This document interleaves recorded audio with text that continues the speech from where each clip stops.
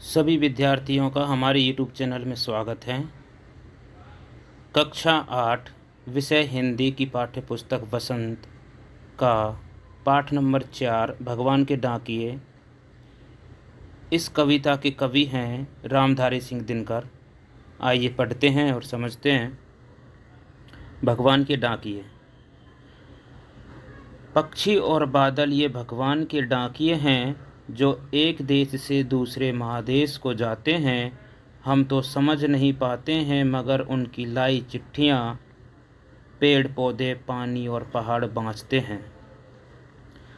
हम तो केवल यह आंकते हैं कि एक देश की धरती दूसरे देश को सुगंध भेजती है, और वह सौरभ हवा में तैरते हुए पक्षियों की पाँखों पर तिरता है, और एक देश का भाप दूसरे देश में पानी बनकर गिरता है। रामधारी सिंह दिनकर।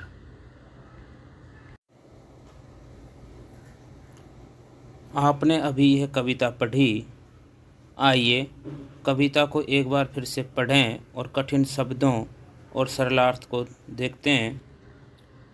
इस कविता में नए शब्द आए हैं। डाकिए। डाकिए का अर्थ होता है संदेश देने वाला। महादेश का अर्थ होता है विशाल देश।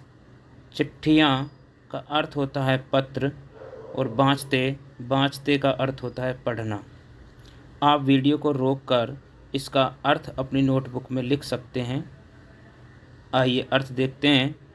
पक्षी और बादल ये भगवान के डाकिए हैं, जो एक महादेश से दूसरे महादेश को जाते हैं।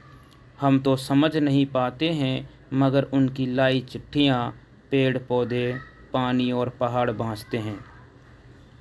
इसमें कवि कहते हैं कि आकाश में उड़ते पक्षी और बादल भगवान का संदेश लेकर आए हुए उसके डाकिए हैं, जो एक देश से दूसरे देश को उड़ते रहते हैं।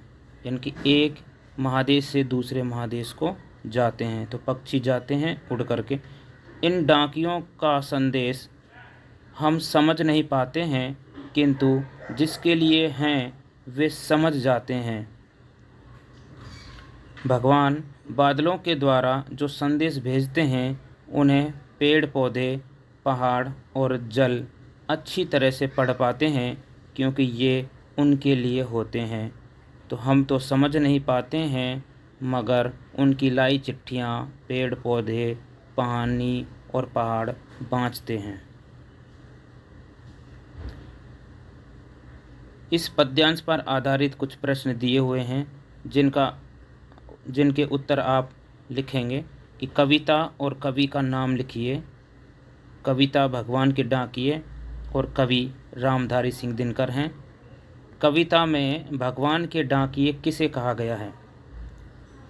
प्रश्न 3, पक्षी और बादल द्वारा लाई गई चिट्ठियों को कौन कौन पढ़ पाते हैं?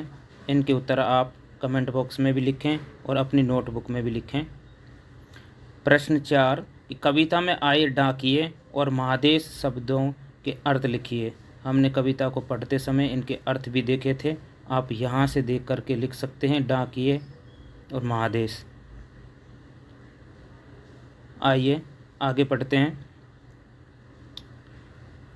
हम तो केवल यह आंकते हैं कि एक देश की धरती दूसरे देश को सुगंध भेजती है, और वह सौरभ हवा में तैरते हुए पक्षियों की पाँखों पर तिरता है, और एक देश का भाप दूसरे देश में पानी बनकर गिरता है। नए शब्द जानें। केवल का अर्थ होता है सिर्फ। आंकते का अर्थ होता है अनुमान। सौरभ का अर्थ होता है खुशबू। तिरता का अर्थ होता है तैरता। भाप का अर्थ होता है वाष्प। आइए अब कविता का अर्थ देखते हैं कि कवि कहते हैं। कवि कौन है? रामधारी सिंह दिनकर, ये ध्यान रखें। तो कवि कहते हैं कि हम मनुष्य देश को उसकी सीमाओं से जानते हैं, किंतु प्रकृति किसी सीमा को नहीं जानती। वह अपना वरदान सबको देती है। कि हम तो केवल यह आंकते हैं कि एक देश की धरती दूसरे देश को सुगंध भेजती है। सुगंध किसी बंधन को नहीं मानते हुए एक देश से दूसरे देश उड़ती जाती हैं। कि जो पक्षी हैं वो किसी सीमाओं को नहीं मानते, और जो सुगंध है वो भी किसी सीमाओं को नहीं मानते हैं, तो वह किसी बंधन को नहीं मानते हैं। और एक देश से दूसरे देश को उड़ती जाती है कौन? सुगंध। वही महक पक्षियों के पंखों पर बैठकर इधर से उधर उड़ती रहती है।